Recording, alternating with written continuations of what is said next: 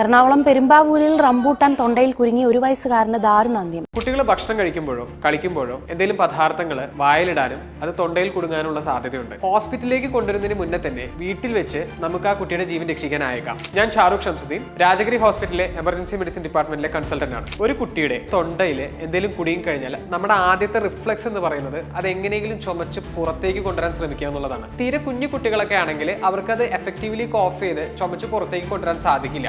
ചില കുട്ടികൾക്ക് ശ്വാസമുട്ടൽ പോലെ അനുഭവപ്പെട്ടിട്ട് ശ്വാസം എടുക്കുമ്പോൾ സൗണ്ട് പോലെ പുറത്തേക്ക് കേൾക്കാം. കുട്ടിയുടെ കളർ മാറാം, നീല നിറത്തിലാകാം. ഇങ്ങനെയൊക്കെ ഉണ്ടെങ്കിൽ ചോക്കിംഗ് ഉണ്ട് എന്ന് നമ്മൾ സസ്പെക്ട് ചെയ്യണം. കുട്ടി കോൺഷ്യസ് ആണ്, ബ്രീത്ത് എടുക്കുന്നുണ്ട്, എഫേർട്ട്ഫുൾ ബ്രീത്ത് അല്ല, പൾസ് ഉണ്ട് എന്നാണെങ്കിൽ നമ്മൾ ആദ്യം ചെയ്യേണ്ടത് വായ തുറന്നു പദാർത്ഥം നമുക്ക് കാണുന്നുണ്ടോ നോക്കാം. കാണുന്നുണ്ടെങ്കിൽ നമ്മുടെ ഫിംഗർ ഇട്ടിട്ട് നമുക്കത് സ്വൈപ്പ് ചെയ്ത് പുറത്തോട്ട് എടുക്കാം. ഫോറിൻ ബോഡി കുട്ടിയുടെ വായിൽ കാണാൻ സാധിക്കുന്നില്ലെങ്കിൽ അടുത്തതായി നമ്മൾ ചെയ്യേണ്ടത് കുട്ടിയെടുത്ത് ഒരു സീറ്റിൽ ഇരിക്കുക.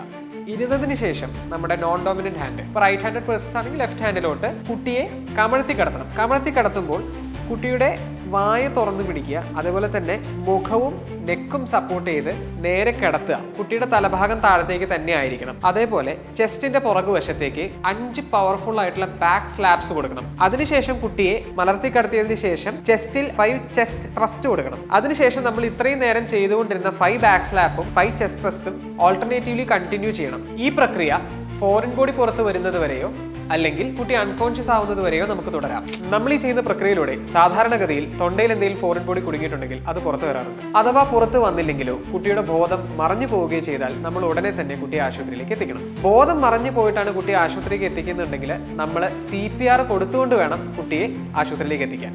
When you can't breathe, every second counts.